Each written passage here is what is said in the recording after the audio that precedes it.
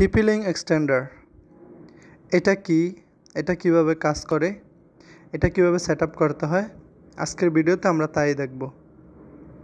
এটার কাজ হচ্ছে এক জায়গা থেকে আরেক জায়গায় ওয়াইফাই সংযোগ করা। এটাতে সংযোগ করার জন্য কোনো প্রকার কেবলের প্রয়োজন পড়ে না।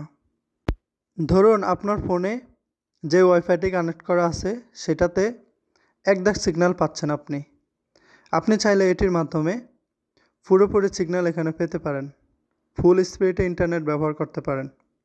তো সেজন্য এটাকে প্রথম আপনি বিদ্যুৎ সংযোগ দিয়ে নেবেন।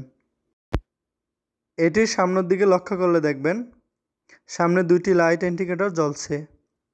প্রথমটি হচ্ছে পাওয়ার আসছে কিনা সেটি দেখার জন্য, দ্বিতীয়টি হচ্ছে কতটুকু সিগন্যাল আপনি এখানে পাচ্ছেন সেটি দেখার জন্য।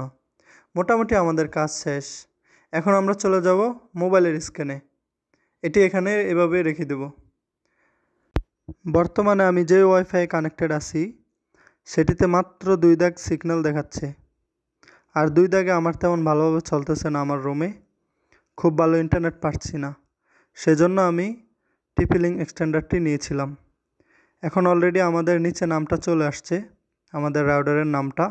আমি এই নামটার উপরে ক্লিক করে দেব।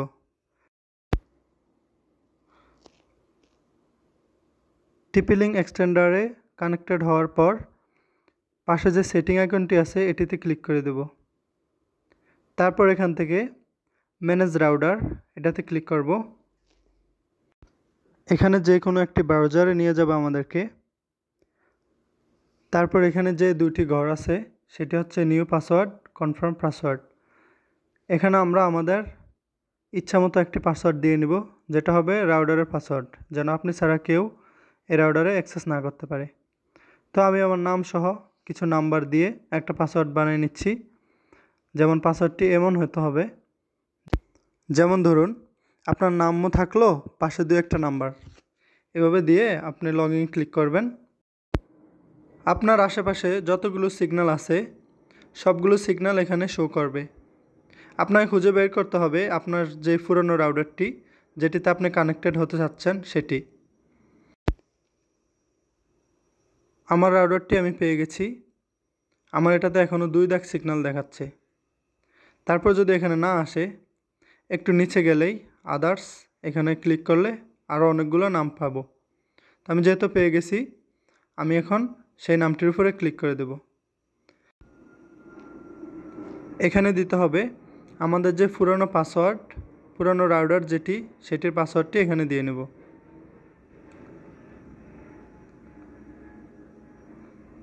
দেওয়ার পর খুব ভালোভাবে চেক করব, করার পর এখানে নেক্সটে ক্লিক করব। তারপর এখানে দেখাচ্ছে আমাদের পুরনো রাউটারের নামটি এবং পাসওয়ার্ডটি। আমরা চাইলে এখন নতুন নামে এটাকে ইউজ করতে পারবো। তো আমি কনফার্মে ক্লিক দিলাম। দেওয়ার পর এখানে আমাদের যে পুরনো রাউটারের নামটি সাথে এক্সটেন্ডার যোগ হয়েছে। আমি এখন নামটা চেঞ্জ করে নেব, যেহেতু আগেও একটা নাম দেওয়া আছে সেম নামে 2টা রাউটার আমি চালাতে চাচ্ছি না। আমি এখানে আমার নামটি দিয়ে নেব। এখানে শুধু নামটাই চেঞ্জ করা যাবে, পাসওয়ার্ড চেঞ্জ হবে না। নতুন রাউটার এবং পুরাতন রাউটারের পাসওয়ার্ড সেমই থাকবে। তারপর এখানে খুব ভালোভাবে দেখার পর এখানে নেক্সটে ক্লিক করে দেব। এখানে একটু সময় নেবে, আমি অপেক্ষা করতেছি কানেক্টেড হওয়া পর্যন্ত। অলরেডি কানেক্টেড হয়ে গেছে, আমি ডান ক্লিক করে দেব। তারপর এখানে একটি টিক মার্ক করে ফিনিশে ক্লিক করব। মোটামুটি কাজ শেষ আমাদের। এখন আমরা চেক করতেছি আমাদের ওয়াইফাইটি কানেক্টেড হয়েছে কিনা। এখানে আমার নামটি শো হচ্ছে, যেটি আমি রাউটারের ভিতরে দিয়েছিলাম। এখন আমরা এটার স্পিড চেক করব, দেখি আমাদের নতুন রাউটারের স্পিড কেমন। আমি ইউটিউব ওপেন করে নিচ্ছি।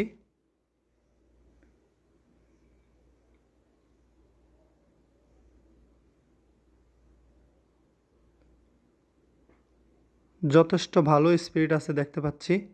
ক্লিক করার সাথে সাথে প্লে হয়ে যাচ্ছিল। তারপর দেখি আমাদের পুরনো রাউটারের কী অবস্থা। মেন রাউটারটি আমরা পুনরায় কানেক্ট করে দেখব সেটির স্পিড কেমন। এখানে 3টি রাউটারের ছবি দেওয়া আছে, তিনটার কাজ একই রকম, এবং সেটআপ একই রকমভাবে করতে হয়। আমি চলে যাচ্ছি ইউটিউবে পুনরায়। তারপর এখান থেকে দেখি একটা ভিডিও প্লে করে দেখি। দেখতে পাচ্ছেন স্পিরিটের অবস্থা, একবারে নাই বললে চলে। এই ছিল ভিডিও। যদি ভিডিও বুঝতে কোথাও প্রবলেম হয়ে থাকে কমেন্টসে জানাবেন, আর ভালো থাকবেন।